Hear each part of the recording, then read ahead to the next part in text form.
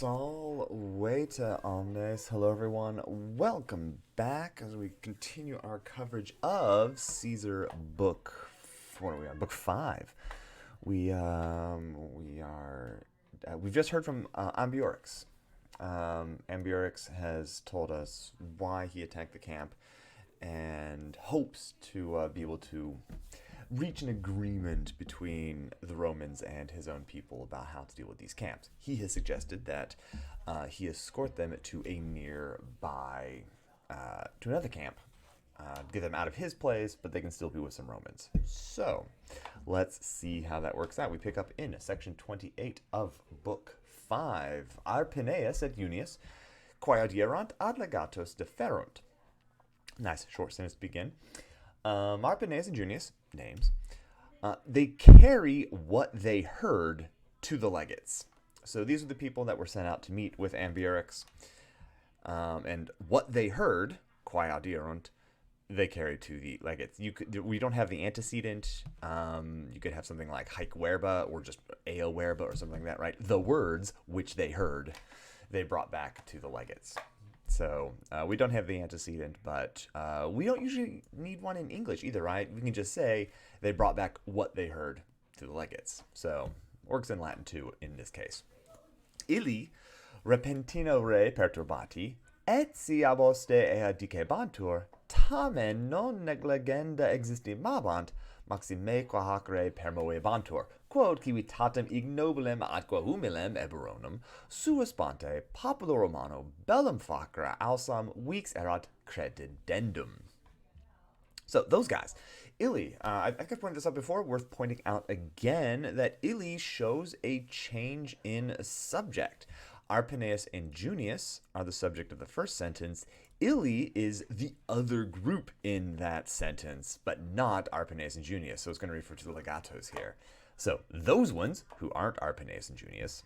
So the legates, disturbed by this sudden thing, even if, here's Etsy, we're going to have Etsy Tamen, even if they were said, even if these words were said, even if they were said by an enemy, nevertheless, they believed that they should not be or must not be neglected. There's that negligenda to show necessity, right? The nd, the gerundive. So they thought that they must not be neglected, and they were moved very much by this affair. Were very, I don't want to quite say convinced, but I think they were approaching convinced, persuaded almost by this, because do I have my dative anywhere? I think we'll just take it passively.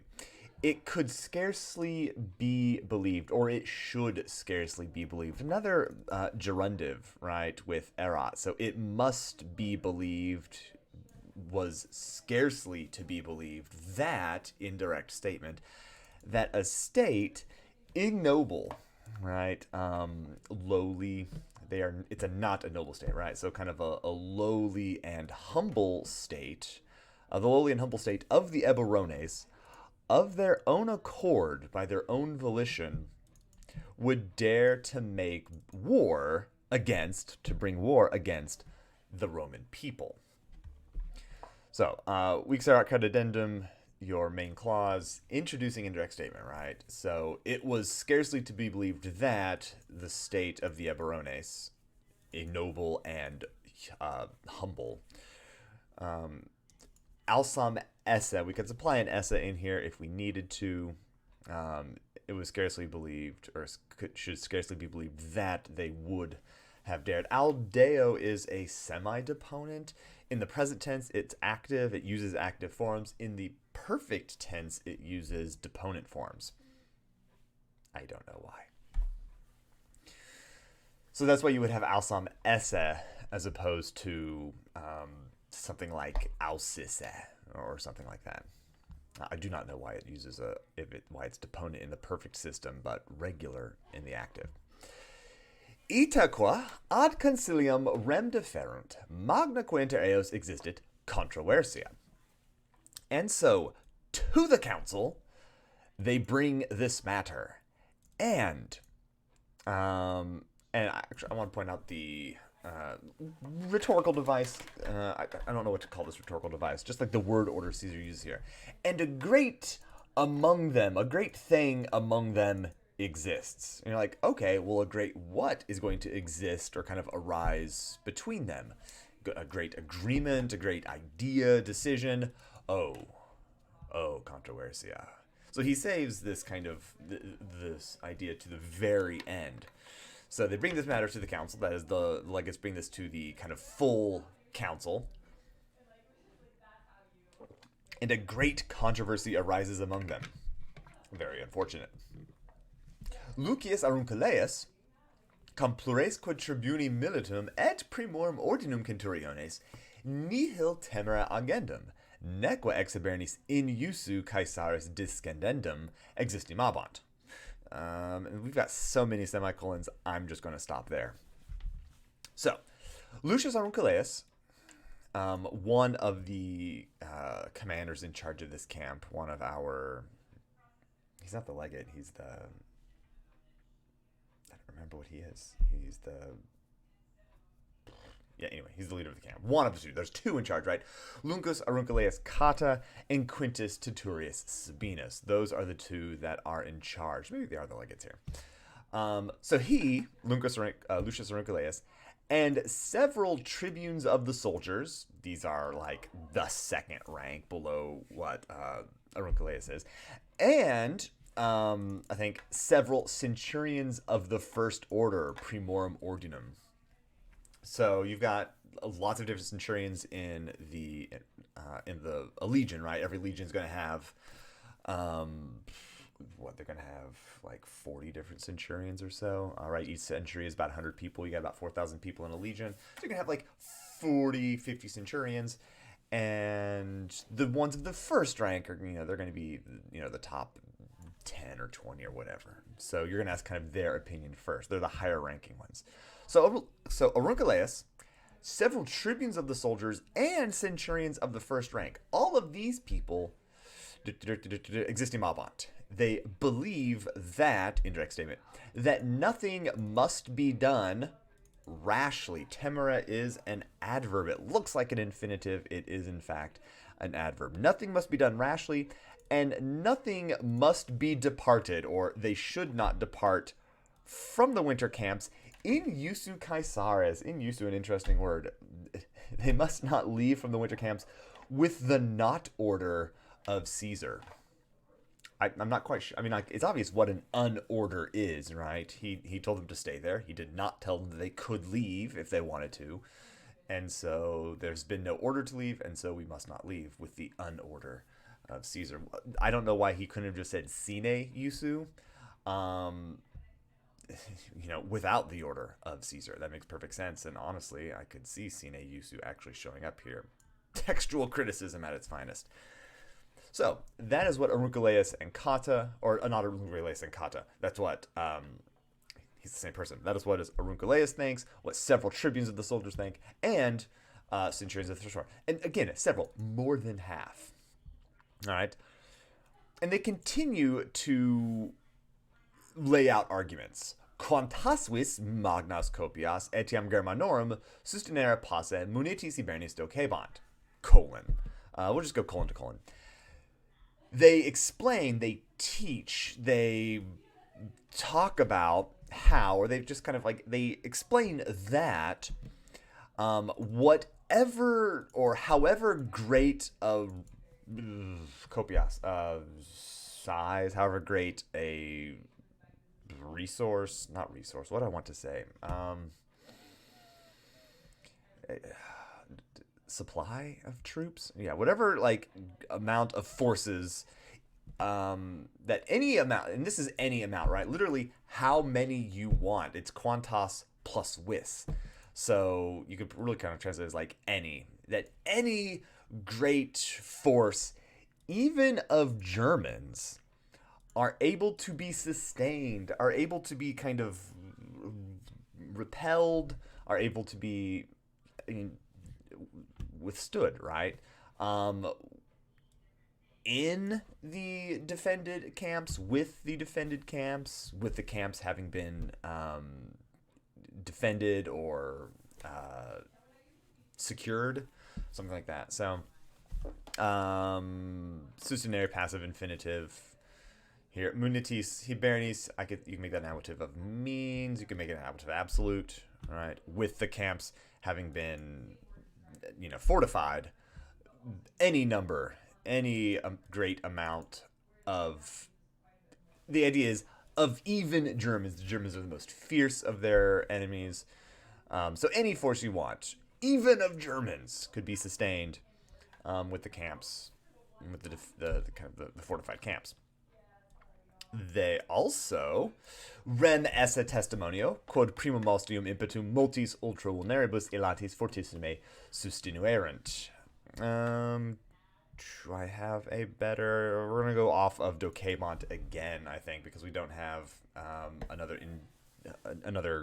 indicative verb.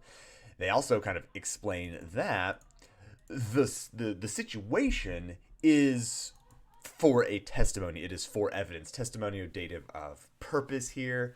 So the situation is kind of proof. That's what you're saying. Literally, the situation is for proof. Because the first attack of the enemy, they is sustained. Subjunctive inside this relative clause, inside indirect statement.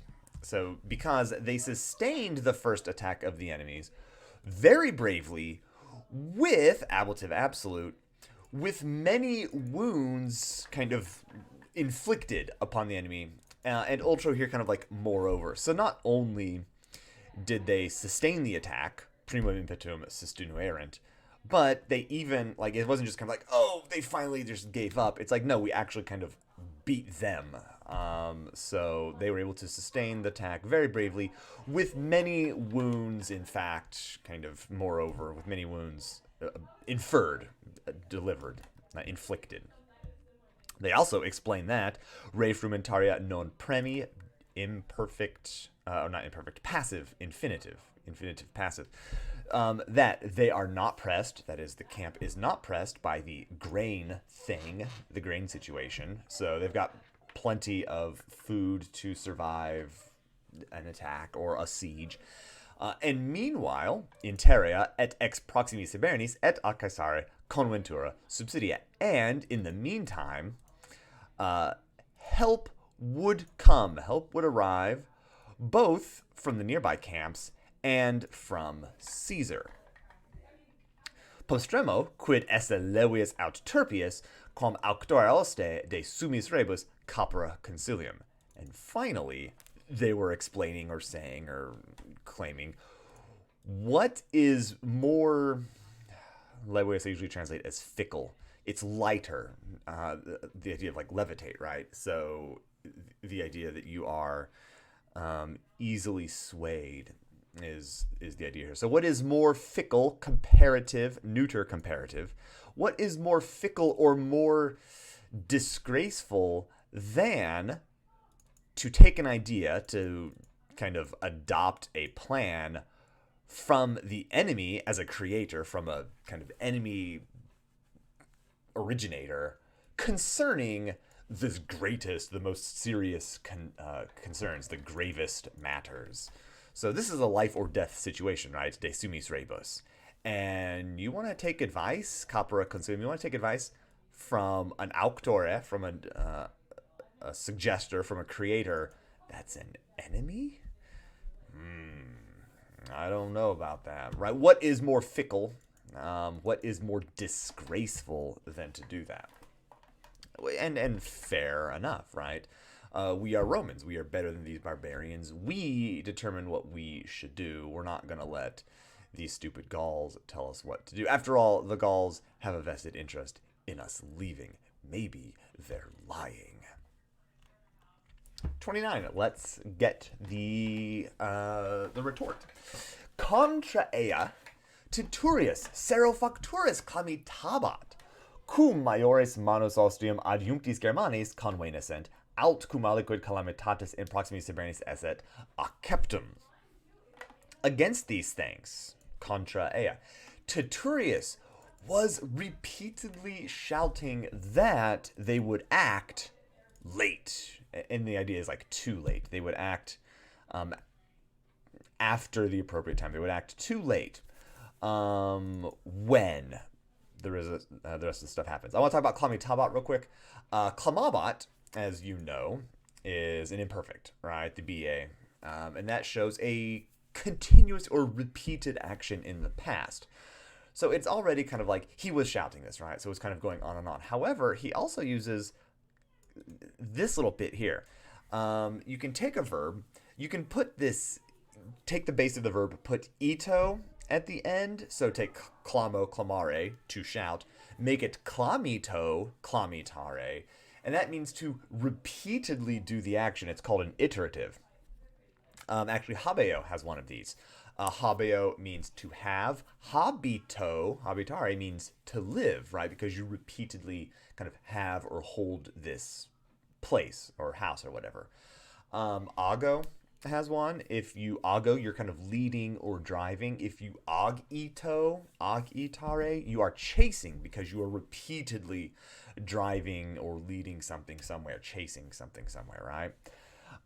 So he's not just shouting, he is repeatedly shouting. So Titurius just spamming the chat with his opinions. We don't get that up here, right? We get infinitives or imperfects. We get existimabant. We get dokebant. So we get like they were doing this. But you don't get the sort of desperation that you seem to get with Titurius. He was repeatedly shouting that they would act too late when greater bands of enemies, with Germans joined to them, arrived. So adjunctis Germanis, I would say ablative absolute, but you could perhaps make it an ablative of accompaniment with the missing cum.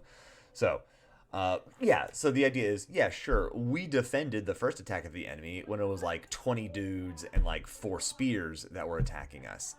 But what are you going to do when greater bands of enemies attack with Germans added into them? All right, so that's a serious complaint. That's a serious point. So they would act too late when they arrived. Or they would be acting too late, factura sera, when something of a calamity, common in Latin to use the genitive here, something of a calamity, was accepted or happened in the nearby camp. So, yeah, it's like, yeah, we could wait for something to happen, but we'll be acting too late because the bigger bands will arrive or something could happen in the nearby camps and we're not going to get help from them then, right? Brevem consiliendi esse occasionem. Again, we're all an indirect statement, so clamitabat here taking lots of infinitives and accusatives. Right? Facturos would be facturos esse. He also shouted that the occasion of consulting, the kind of opportunity for decision, was brief. Weird word order from Caesar's part, somewhat kind of flowery. Brief of consulting was the opportunity. So, definitely kind of putting a keyword at the beginning of Brevem, like, oh, something is brief, something is short, something is small. It's like, all right. It's kind of, it's like, ooh, consulting. Yes, absolutely. So what is brief of consulting? The occasionem, the time. Caesarem arbitrare profectum in Italiam, neque aliter carnutes interficiende tasgeti consilium fuus et capturos, neque eberones si ille adesset tanta contemptione ad nostri ad castra venturos esse. He also was shouting that, I think you want to take Caesar as the subject of arbitrary here, that Caesar was deciding to head out into Italy. I think you could argue also that Titurius is the subject of this. He was shouting that he judged or he thought that Caesar had set out into Italy. I think both of those work. Let me think. Yeah, no, I think that the second way is better. He judged that Caesar had set out into Italy. Perfectum, a perfect infinitive, probably as the indirect statement of arbitrare, which is itself an indirect statement. Notice that Caesar, though, has to put his name first, even though it doesn't make sense necessarily to put his name first. And he was also shouting that Nequa aliter, no differently, had the Carnutes kind of, they would know differently, Nequa aliter, they would not have seized a plan of killing Tesgetius. Boy, I phrased that poorly.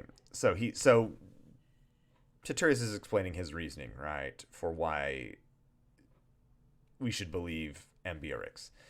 The Carnutes would not have had the idea of killing Tesgetius, right? They no differently would have seized this, nor would the Eburones, nor would they have come to the camps with such a contempt of, I would say, of us, that is, of Romans, if he, that is Caesar, were present. So, right, because Tesgetius, we learned a couple sections ago, Tesgetius was killed, right? The Carnutes killed him. Well, they would not have had this idea of killing Tesgetius if Caesar were present. And the Eburones would not have attacked the camps if Caesar were present, right? Caesar is a force to be reckoned with. And the idea that the fact that Tesgetius was killed and the Eburones have attacked must be evidence that they know Caesar is no longer in Gaul. And that is why Titurius believes that Caesar has set out for Italy. These are future infinitives, but with a past tense main verb, right? He was shouting that they wouldn't have done this otherwise, if Caesar were present. Non ostem auctorem, sed rem spectare, sub esse renum, magno esse Germanis, dolore arovisti mortem et superiores nostras victorias, ardere Galliam tot contumelis acceptis, sub populi Romani imperium redactam superiore gloria rei militaris extincta. He was also shouting that he was looking not at the enemy as the creator, as the kind of reason, but he was looking at the situation. And this is all the situation. They were near the Rhine. Literally, they were beneath the Rhine. They were below the Rhine. So they're close to the Rhine. The Germans live on the other side. The death of Ariovistus and our prior victories, double dative, they were for a great sadness to the Germans, or they were a great cause of sadness for the Germans. Not superior in the sense of better. I think superior is in the sense of previous.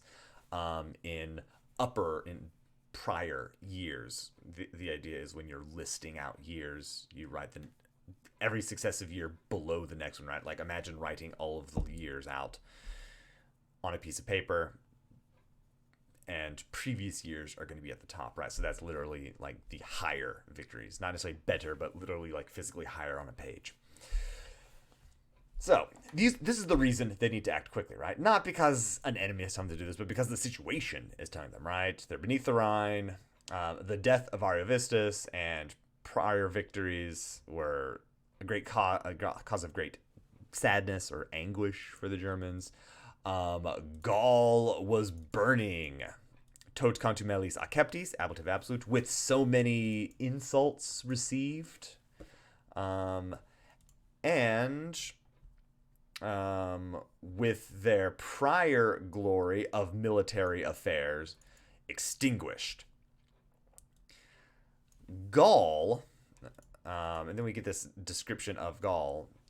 Gaul was burning. Gaul having been brought under, redactam sub, having been brought under the power of the Roman people. I don't know why he puts it so far away from Gallium, like why he puts the ablative absolute in between there. I would have put contumelis, I could be somewhere else, but not a big deal, right? Again, you can sort phrases around here, right? Gallium is the subject of our dera. Sub populi Romani imperium redactam goes with Gaul. This is an ablative absolute that you could put at any point. This is another ablative absolute that you could put at any point. All right, postremo. Quis hoc sibi persuaderet, sine cartere ambiorgem ad eius modi consilium descendisse. Oh, short sentence. Finally, who would persuade him of this fact that Ambiorix had had come to a plan of this sort without the kind of a sure situation, without without the circumstances being certain. So, I'll be honest, I struggle with this particular indirect question. He was shouting, who would persuade himself of this fact that Ambiorix came here without. So, basically, why would you think that Ambiorix just came up with this plan on the fly? Why is he just suddenly making this plan up out of thin air? There must be some reason, right? Apparently, Ambiorix not clever enough to do it on his own, so he must have had some sort of impetus to make him do this. All right. He continues shouting in indirect statement. Suam sententiam in utramque partem esse tutam.